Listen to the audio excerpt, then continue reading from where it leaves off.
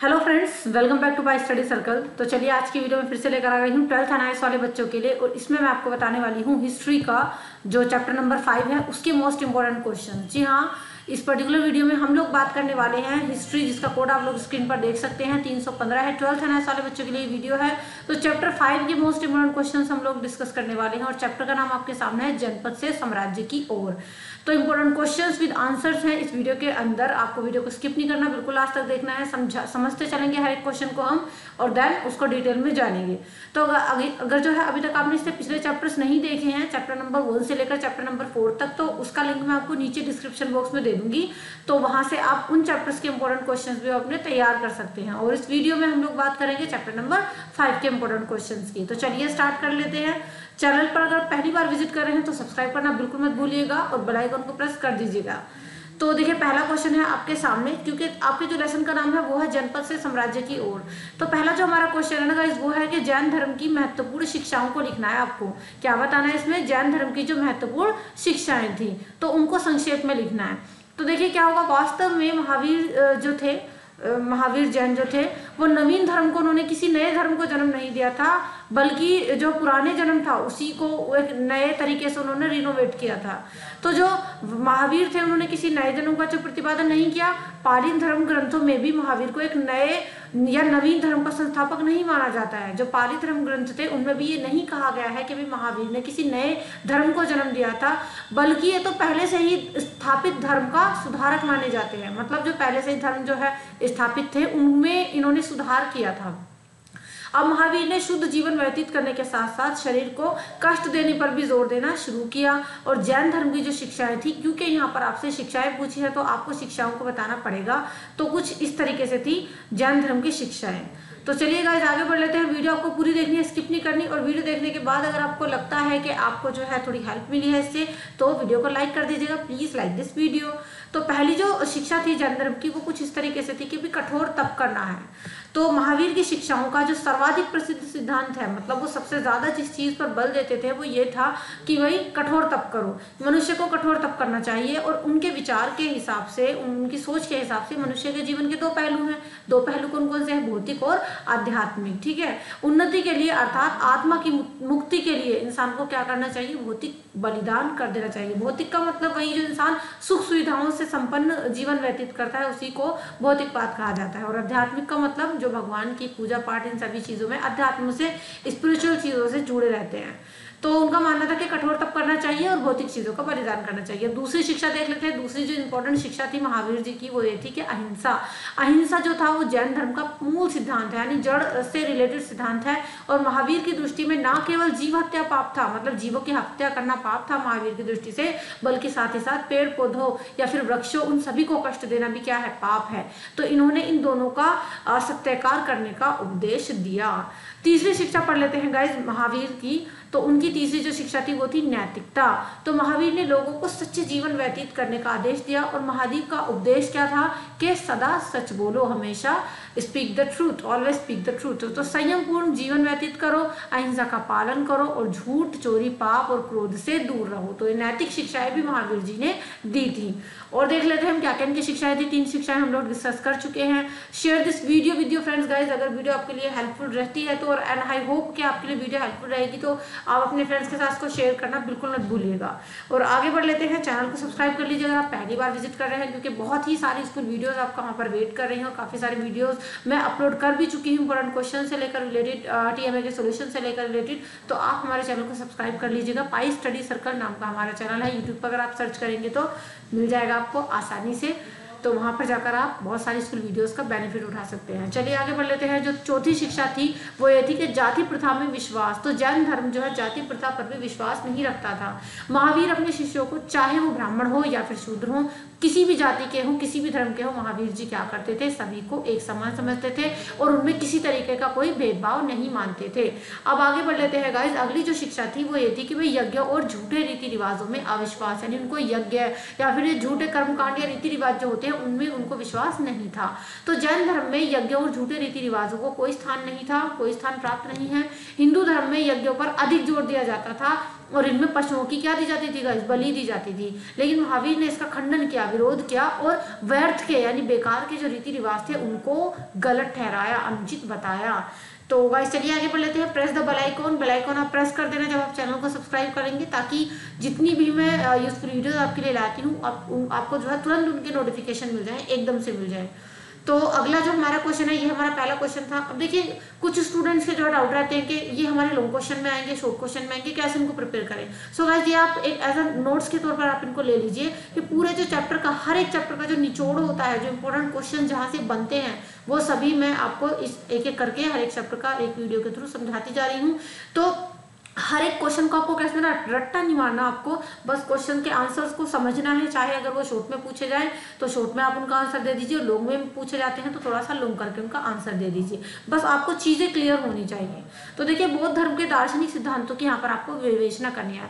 पूरे लेसन के अंदर देखिए पहले क्या था कि बौद्ध धर्म की शिक्षाएं आपको बतानी थी, तो वो हमने डिस्कस कर ली है। अब बौद्ध धर्म के जो सिद्धांत थे उनके बारे में हमको जो है यहाँ पर डिस्कस करना है, डिटेल में जानना है। तो देखिए बौद्ध धर्म के प्रवर्तक को थे गौतम बुद्ध थे। उनका जन्म 566 ईसा पूर्व नेपाल की तराई में स्थित लुम्बिनी में हुआ था। आपको कुछ पॉइंट्स याद रखने हैं, हो सकता है वेरी शॉर्ट में आपका क्वेश्चन बन जाए कि भी गौतम बुद्ध कौन थे, उनका जन्म कहाँ हुआ। तो उन्होंने अपना सांसारिक जीवन यानी जो जीवन वो जीते थे उसको तो बिल्कुल त्याग दिया, और वो उन्होंने क्या किया, सत्य की खोज में वो निकल पड़े, और अंत में वो कहाँ पर पहुंच गए, बोध गया में सत्य का ज्ञान उन्होंने प्राप्त किया। तो उसके बाद क्या हुआ, वह बुद्ध कहलाए। ठीक है, पहले गौतम बुद्ध नाम था उनका, लेकिन फिर वो क्या कहलाए, फिर उनको बुद्ध कहा जाने लगा। तो बुद्ध जो थे बौद्ध धर्म की प्रमुख सिद्धांतों की संरचना का मूल आधार था।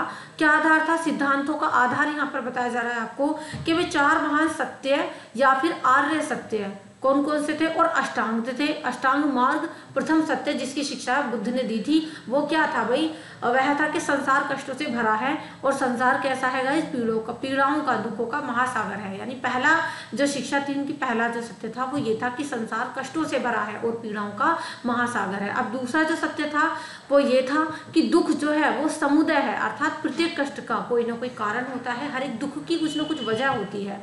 तीसरा सत्य अगर हम देखें तो तीसरा महान सत्य क्या है कि दुख विरोध, अर्थात दुख का विरोध भी करना चाहिए। अगर दुख दिया गया है आपको, अगर दुख आप भोग रहे हो तो उसका दुख का विरोध भी करना चाहिए, दुख का जो है निवारण किया जा सकता है, उसको दूर किया जा सकता है। चौथा सत्य की बात करेंगे इस, तो वो था दुख विरोध गामिनी प्रतिपदा। तो दुख विरोध गामिनी प्रतिपदा अर्थात दुख का निवारण किया जा सकता है। चौथा सत्य यही है, दुख विरोध गामिनी प्रतिपदा अर्थात दुख के निवारण का रास्ता है। ठीक है, तो कुछ इस तरीके से उनके कुछ सत्य थे। और व्यक्ति जो है दुखों से छुटकारा पाना चाहता है तो उसे अपनी इच्छाओं पर क्या करना होगा गाइस, काबू पाना होगा। इच्छाओं से बचने के लिए उन्होंने अष्टमार्ग पर चलने की शिक्षा दी। अष्टमार्ग उन्होंने बताया, अष्टमार्ग का मतलब 8 रास्ते, तो इसका उन्होंने सिद्धांत दिया, अपनी शिक्षाओं का सार दिया है। और ये मार्ग कौन कौन से थे वो डिस्कस करने पहले मैं आपको बता दूं कि इंपॉर्टेंट चीज, अगर आपको इस पूरी वीडियो का PDF फाइल चाहिए, मतलब आपको जो है कुछ लिखना नहीं है, PDF फाइल आपको सेम एज इट इज चाहिए, तो आप ना हमारे व्हाट्सएप ग्रुप को ज्वाइन कर सकते हैं। नंबर आपके सामने है 7303838500 और 500। तो इस ग्रुप का लिंक मैं आपको नीचे भी डिस्क्रिप्शन बॉक्स में दे दूंगी। आपको जस्ट क्या करना है, डिस्क्रिप्शन बॉक्स खोलना है और उसको जो है लिंक पर क्लिक करके आप हमारे ग्रुप से आराम से जुड़ सकते हैं।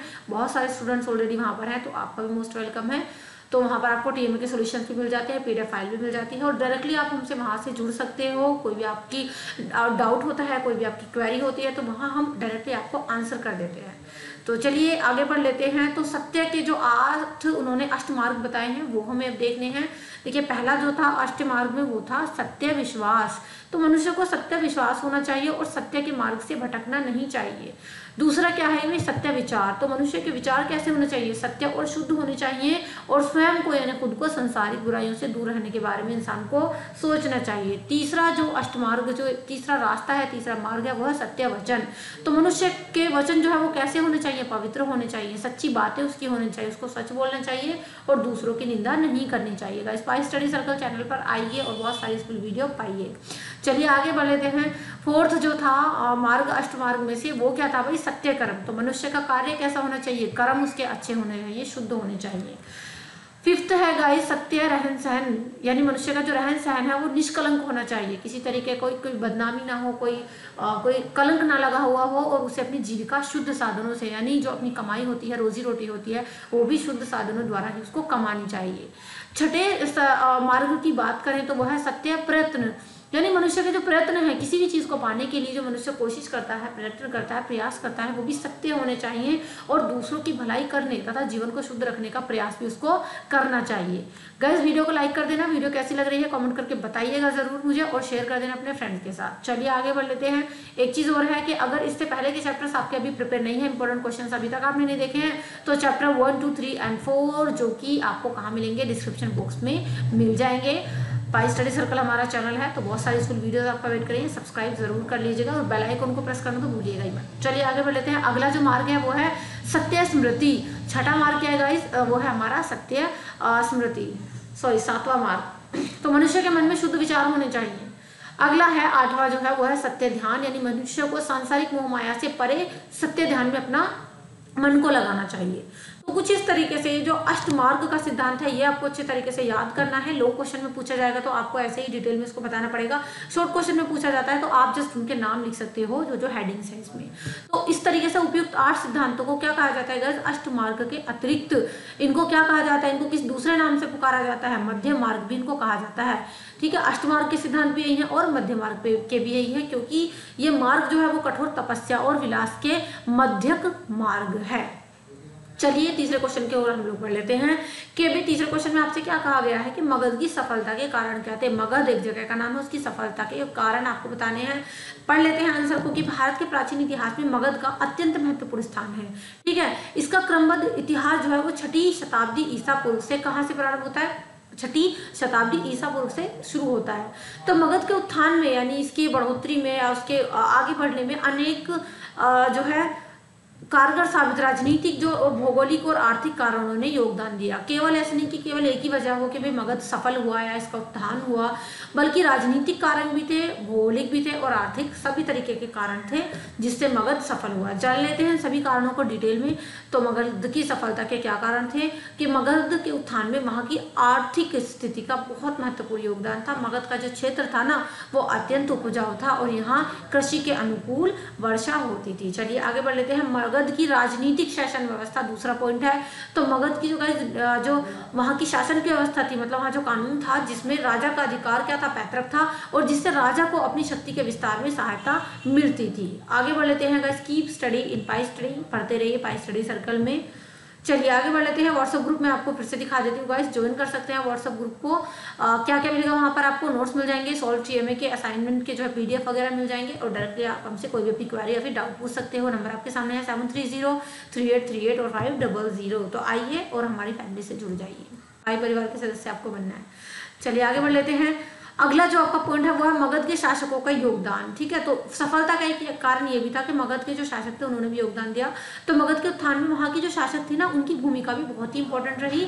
मगध में एक के बाद एक अनेक ऐसे शक्तिशाली शासक हुए जिन्होंने सफलता की ओर मगध को आगे बढ़ाया। अब बढ़ लेते हैं क्वेश्चन नंबर 4 की ओर। तो चलिए ईसा पूर्व 6ठी शताब्दी के लगभग जो है हमारे महाजनपदों के उदय के कारणों की समीक्षा कीजिए। यानी जब ईसा पूर्व 6ठी शताब्दी चल रही थी ना तो तब महाजनपद जो थे उनके उदय की क्या वजह रही थी उनके बारे में आपको जानना है। तो देखिए ईसा पूर्व 6ठी सदी में 16 जो महाजनपद थे उनके अस्तित्व का उल्लेख बौद्ध ग्रंथ के अगुत्र निकाय में तथा जैन साहित्य में मिलता है, और इसके उत्थान के कई कारण थे। मेन आपको बताना है कि वजह क्या क्या थी इसके उत्थान के या उदय के। उदय और उत्थान का मतलब एक ही होता है, सफलता की ओर बढ़ना। तो गाइस पहला जो कारण था आप लोग स्क्रीन पर देख सकते हैं वो था राजनीतिक कारण। तो महाजनपदों के समय में राजनीतिक कारणों ने बहुत ही इंपॉर्टेंट योगदान दिया। अनेक शक्तिशाली जनों ने अपने से कमजोर जनों को युद्ध में जो है क्या किया, हरा दिया और अपने में उनको मिला लिया। तो अर्थात इस तरीके से कई जन मिलकर एक महाजनपद के रूप में परिलक्षित हुए। चलिए आगे बढ़ लेते हैं। Keep study in pi study channel को प्रमोट करते रहती हूँ बीच बीच में, आइए और जुड़ जाइए हमारे चैनल से। चलिए आगे बढ़ लेते हैं। आई होप इग्नोर कि हाँ मैम बीच बीच में बोल दी रहती है इस चीज़ को। देखिए दूसरा हमारा पॉइंट है गाइस कि आर्थिक कारण कौन कौन से थे कि उत्तर वैदिक काल में हुए आर्थिक परिवर्तनों के कारण ऋग्वेदिक कालीन कबायली जनजीवन में गिरावट आई, जिससे क्षेत्रीयता की भावना को क्या मिला गाइस, बल मिला। तो आर्थिक कारण भी महत्वपूर्ण थे। आगे बढ़ते हैं, लोहे का व्यापक प्रयोग। ठीक है गाइस, तो इस युग में क्या हुआ था, महाजनपदों के विकास में भारत में लोहे का आरंभ, क्योंकि महाजनपदों के विकास की हम वजह यहाँ पर जान रहे हैं, आपको ध्यान रखना है। तो भारत में लोहे का जो आरंभ था वो ईसा पूर्व लगभग 1000 के आसपास हुआ था, तथा वैदिक कबीलों के विस्तार कार्य में लोहे के बने अस्त्रों ने, यानी जो लोहे के औजार थे, उन्होंने महत्वपूर्ण भूमिका निभाई। चलिए आगे बढ़ लेते हैं। तो छठा हमारा पॉइंट जानने से पहले मैं आपसे फिर से कह दूं कि सब्सक्राइब कर लीजिए चैनल को, लेटेस्ट एनालाइज अपडेट्स भी क्योंकि आपको मिलती रहती है, जो भी इन्फॉर्मेशन होती है हम डे टू डे आपको प्रोवाइड करते रहते हैं। पाई स्टडी सर्कल चैनल से आप जुड़ सकते हैं। जो हमारा फोर्थ पॉइंट है वो है कुछ कबीलों द्वारा जनपद की अवस्था प्राप्त कर लेना। तो देखिए वैदिक काल के कुछ ऐसे भी कबीले थे जो उस समय तक अकेले ही जनपद की अवस्था प्राप्त कर चुके थे, जैसे कि कौन कौन, मगध्य, चेदी, कौशल और इत्यादि, इस तरीके से। चलिए आगे बढ़ लेते हैं। Last and final question of this video, क्योंकि गाइस हर एक चैप्टर के मैं आपको केवल और केवल 5 इंपॉर्टेंट क्वेश्चन जो है शेयर करती जा रही हूँ आप लोगों के साथ साथ। पिछली वीडियोस में भी चैप्टर नंबर 1, 2, 3 एंड 4 के अंदर भी मैंने आपको 5 इंपॉर्टेंट क्वेश्चन बताए हैं हर एक चैप्टर के। तो सेम यही हम इसी प्रोसेस को आगे बढ़ा रहे हैं कि भाई मौर्य साम्राज्य के पतन का मतलब क्या होता है गाइस, हारने के। क्यों हार गया, तो वो आपको वजह यानी कारण बतानी है। चलिए आगे बढ़ लेते हैं कि अशोक की मृत्यु के पश्चात ही विशाल मौर्य साम्राज्य की नींव हिल गई। और देखिए अशोक जब मृत्यु हुई अशोक की, तो फिर क्या हुआ भाई, मौर्य समाज की जो नींव थी वो भी हिल गई और साम्राज्य पतन के मार्ग पर अग्रसर हुआ। जो वहाँ का राज्य था वो अब जो है पतन की ओर, यानी एक कहते हैं ना कि विनाश की ओर आगे बढ़ने लगा, जो कि इसकी जड़ों को खोखला कर रही थी। इसलिए इस साम्राज्य के पतन के एक नहीं बहुत सारे कारण थे, वो हम जान लेते हैं। पहला था देखिए गाइस आंतरिक दुर्बलता। पहला जो कारण था इसके पतन का, मौर्य समाज के पतन का, वो क्या था, पहला कारण वो था कि भी आंतरिक दुर्बलता थी। तो मौर्य साम्राज्य के पतन के लिए सबसे जो अधिक जिम्मेदार थी वो क्या था, वो अशोक के योग्य उत्तराधिकारी थे। उनमें दृढ़ इच्छा शक्ति और प्रशासनिक योग्यता का क्या था गाइस, अभाव था, यानी कमी थी जो अशोक के उत्तराधिकारी थे। Share this video with your friends guys, अपने फ्रेंड्स के साथ शेयर करना बिल्कुल मत भूलिएगा इस वीडियो को, ठीक है, ताकि उनको भी पूरा बेनिफिट्स मिल सके और वो भी अपने अगर जो है हिस्ट्री का सिलेबस उनसे कवर नहीं हो पा रहा है, तैयारी के लिए भटक रहे हैं, तो उनकी भी हेल्प हो जाए। तो चलिए आगे बढ़ लेते हैं। ये क्या हो गया, हाँ जी आगे बढ़ लेते हैं। राष्ट्रीय एकता का अभाव, कि भाई ये मौर्य साम्राज्य के पतन का एक महत्वपूर्ण कारण बना। मौर्य साम्राज्य के समस्त प्रदेशों में समान भाषा, रीति रिवाज एवं परंपरा का अभाव था। मतलब राष्ट्रीय एकता की वहाँ कहीं ना कहीं गाइस कमी थी। जो होता है ना कि भाई सेम लैंग्वेज होगी, सेम जो है हमारे कस्टम्स होंगे, परंपराएं होंगी, उनका अभाव था, सब में डिफरेंट थी। तीसरा पॉइंट देख लेते हैं अपना गाइस कि आर्थिक दुर्दशा। आर्थिक दुर्दशा भी मौर्य साम्राज्य के पतन का कारण थी, क्योंकि चंद्रगुप्त मौर्य शासन प्रबंध में वित्त के महत्व को समझते हुए कुशल आर्थिक प्रबंध की व्यवस्था की थी। ठीक है, आगे बढ़ लेते हैं। लास्ट जो हमारा इसका वजह थी, कारण था, वो था गाइस आंतरिक विद्रोह। फोर्थ है आपका। तो जब साम्राज्य पर विदेशियों का अधिकार होने लगा तो अन्य भागों में भी विद्रोह हो गए और इसका विद्रोह लाभ क्या हुआ, पुष्यमित्र ने उठाया। ठीक है, तो उसने मौर्यों के अंतिम सम्राट बृहद्रथ का वध करके साम्राज्य के केंद्रीय प्रदेशों पर अपना क्या कर लिया, अधिकार कर लिया। यानी अंदरूनी जो विद्रोह हुआ था, जो लोगों ने अंदरूनी विद्रोह किया, तो वो भी कहीं ना कहीं इसके पतन का एक कारण बना। सो गाइस इस तरीके से हमने टोटल 5 इंपॉर्टेंट क्वेश्चन मैंने आपके साथ शेयर कर दिए हैं। आई होप आपको ये चैप्टर क्लियर हो गया होगा, वीडियो पसंद आई होगी। वीडियो अगर थोड़ी सी हेल्पफुल लगी है तो प्लीज़ जो है वीडियो को लाइक कर दीजिएगा और थैंक यू सो मच कि आपने इस वीडियो को देखा है। पाई स्टडी सर्कल चैनल से तुरंत जुड़ जाइए अगर आप एनआईएस के स्टूडेंट्स हैं तो, ठीक है, और लाइक कर दीजिएगा वीडियो को। Don't forget to like, subscribe, share and comment, ताकि आपको जितनी भी यूजफुल वीडियोज़ हैं, अगर आप चैनल सब्सक्राइब कर लेते हो तो टाइम पर मिल जाती है। बेल आइकन को प्रेस कर दीजिएगा और जो है ऑल वाले नोटिफिकेशंस को भी आप ऑन कर दीजिएगा, ताकि मैं जब भी कोई भी नई वीडियो डालूं तो उसका नोटिफिकेशन आपको तुरंत मिल जाए। एंड हाँ, one more thing, it's a small request के कमेंट सेक्शन में मुझे ज़रूर बताइएगा वीडियो आपको कैसी लगी है, और कमेंट करके आप ये भी बता सकते हैं कि आपको किस वीडियो में क्या दिक्कत आ रही है, ताकि मैं और भी ज़्यादा इन्फॉर्मेटिव वीडियोज़ आपके लिए लाती रहूँ। वीडियो को शेयर करना बिल्कुल मत भूलिएगा अपने फ्रेंड्स के साथ, और कमेंट करके मुझे बता दीजिएगा कि वीडियो आपको कैसी लगी है। सो गाइज मिलते हैं नेक्स्ट वीडियो में जो है हम जो है चैप्टर नंबर 6 के 5 इंपॉर्टेंट क्वेश्चंस फिर से लेकर आऊँगी मैं आपके लिए। एक चीज़ और है कि व्हाट्सअप ग्रुप का नंबर आपके सामने फिर से मैं यहाँ पर एक बार आपको याद दिला दूँ, 7303838500। इसका लिंक मैं आपको नीचे भी डिस्क्रिप्शन बॉक्स में दे दूँगी, तो वहाँ से आप हमारे ग्रुप से जुड़ सकते हैं। और पिछले जो हमारे इसके चैप्टर्स हैं इंपॉर्टेंट क्वेश्चन के, वो सभी मैं आपको नीचे डिस्क्रिप्शन बॉक्स में प्रोवाइड करने वाली हूँ, तो आप चेक करना बिल्कुल मत भूलिएगा। So guys, see you in the next video. Next video में मिलेंगे नेक्स्ट चैप्टर के साथ, उसमें भी मैं आपको 5 इंपॉर्टेंट क्वेश्चन विद आंसर्स करवाने वाली हूँ। So see you in the next video. Till then, keep studying by study, and thank you so much. Goodbye and best of luck for your preparation for exams कि आप तैयारी कर रहे हैं, तो उसके लिए बहुत ज़्यादा बेस्ट ऑफ लक आप सभी को।